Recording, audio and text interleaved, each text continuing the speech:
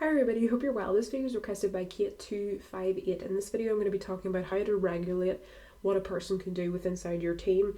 This is in terms of the forum, sending messages, and so far in editing the team as well. So in your team, if you're in a VIP team, you can control certain things. So I'm going to go into my training team here. Now everybody is given a role, and these roles are very, very important. So as you can see here, when you create a role, you can give that role a name. So for example, new role. You can give them access to recruiting. So this access right allows you to invite other players and remove team members. So if you give someone that right, they can remove people, they can add new people to the team. And you don't have to necessarily, they could do it whatever they wanted in that sense. So you don't necessarily have the ability to tell them if you can't add that person or you can't remove that person. So you need to be very sure when you're giving somebody that access that you are sure that they should have that power. The other thing is the forum. So this right allows a player to create, delete, change, and moderate the team forums. You got to think about this like having a moderator in your team forum. Do you want this person to be able to delete posts, to edit other people's posts, to create ones, to create new chats and stuff? Now this doesn't mean that if you didn't give somebody that access, that they can't write in the forums. They can still write, but they couldn't edit or change or delete a post.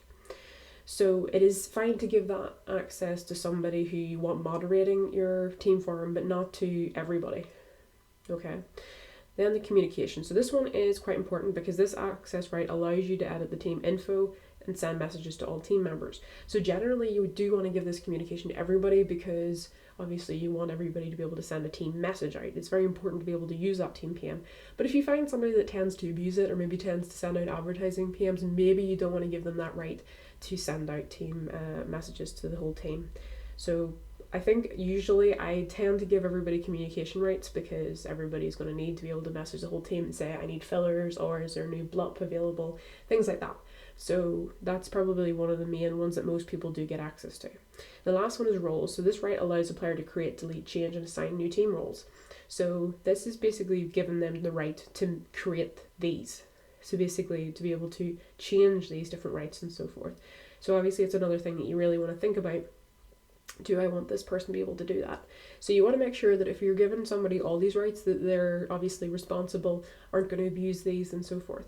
So those are a couple of things to bear in mind whenever you're doing that. So once you've created your new role, let's just say I decided I wanted them to be able to add new roles and moderate the forum, and I could create that.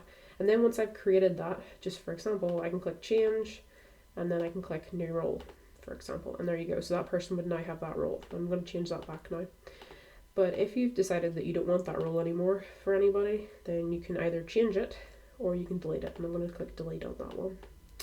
So that is how you edit team roles and so forth and give people the ability to access certain parts of the team.